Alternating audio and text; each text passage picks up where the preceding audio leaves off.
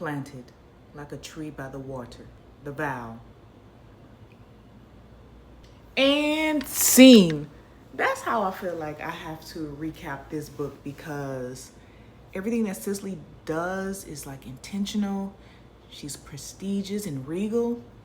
So the chapter of The Vow is basically her making a vow to herself to play women that uplift.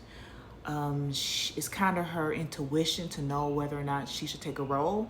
And so if she's, backhead bouncing with it, then she knows that she should take the role. If her skin tingles, she needs to read the script, and it's a project that she just gotta do.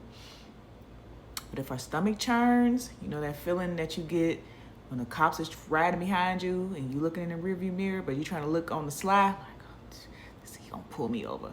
And then a few seconds later, he hit you with the lights. It's like, okay, that's that feeling. If she get that feeling in her stomach, then she don't touch the project. Her first role was in 1956, and it was a Broadway play called Jolly's Progress. I don't know who Jolly is.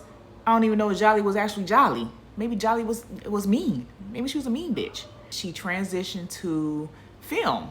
In 1972, she played in Sounder, which was set in my mother's home state of Louisiana, but it was set in Baton Rouge. She was supposed to play the school teacher. That was the role that the producers wanted her to have, but she felt she should play the role of the mother. She felt it would be a better fit, and it was more money. I mean, the role was paying $6,000. $6,000 is a lot now. Imagine 40 years ago.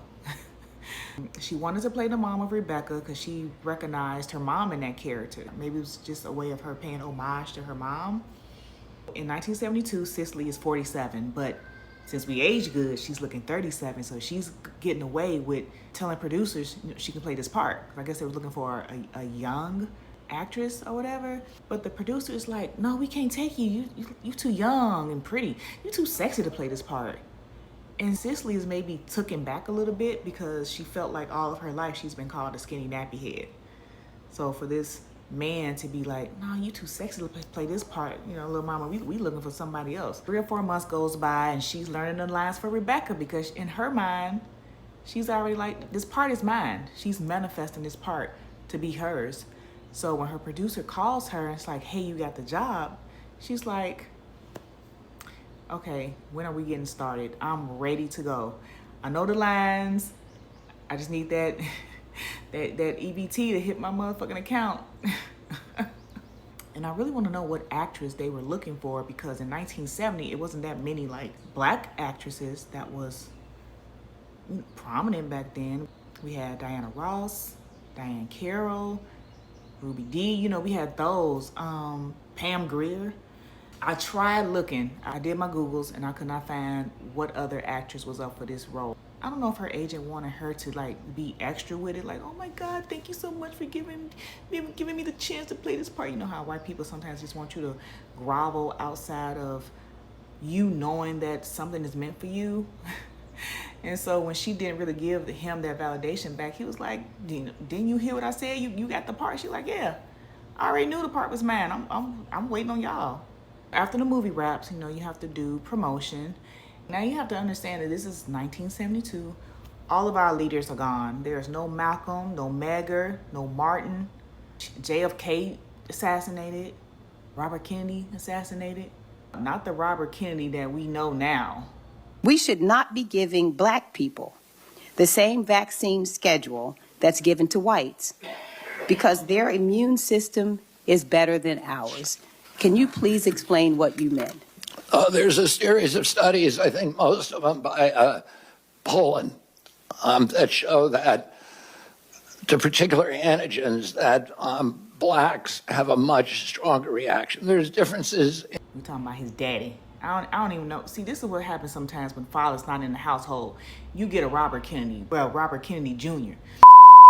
Anyway, the nation is grieving. They're going to San Francisco, Boston, New York, all these places. Sometimes you have to hit them little flyover states. I just came back from Oklahoma and I was like, God damn, I don't need to go back. I don't gotta go back no more. They stop off in Philadelphia, child. So there's a group of reporters. They're there to ask questions. And of course, here come a white man. You know, I had something to say. It's like, you know, I never considered myself to be prejudiced. But, you know, as I watched the film, I just could not believe that the son called his father daddy. That's what my son calls me. Cicely said that her mouth fell open like a broken pocketbook, and bitch, mine did too. Like, what? What do you think we call our parents? What do you think we call our daddy? We call our daddy daddy.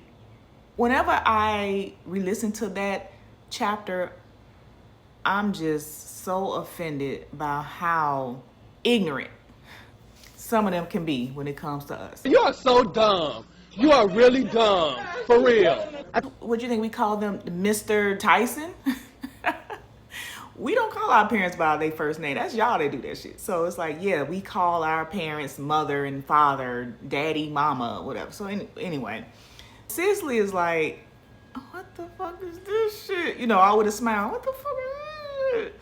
So she's in her head like,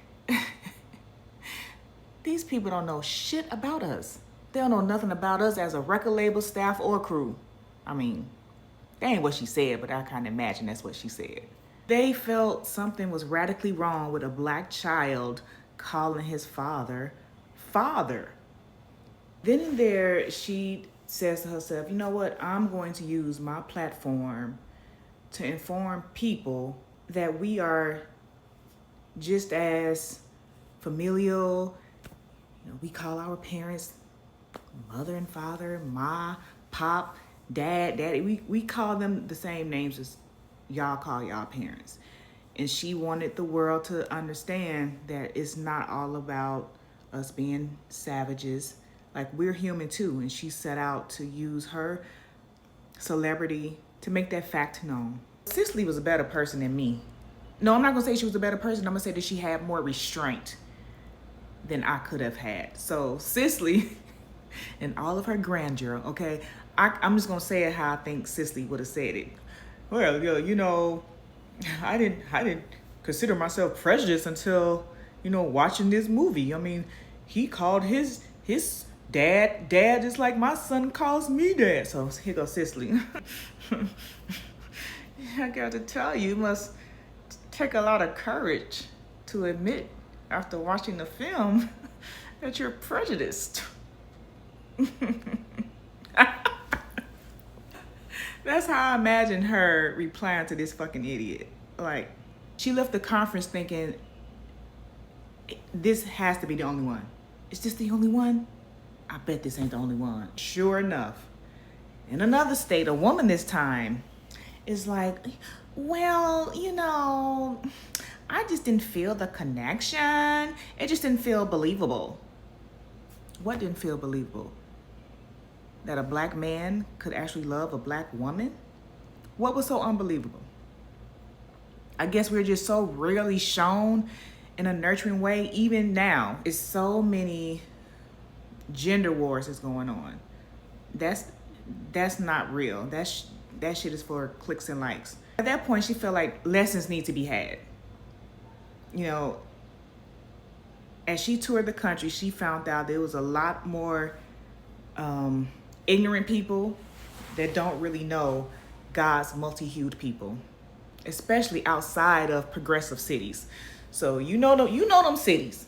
We talking about the Chicagos, the Detroits, wherever there's a lot of black people, where there's gonna be some motion going on.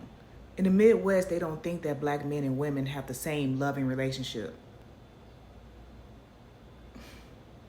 What do you think movies are? Art imitating life.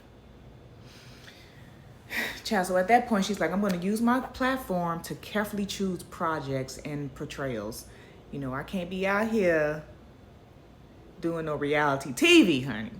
She wasn't for protesting. You know, you wasn't going to catch her at the Woolworth counter on the bridge in a city called Selma. She's not that. That's not that girl, okay?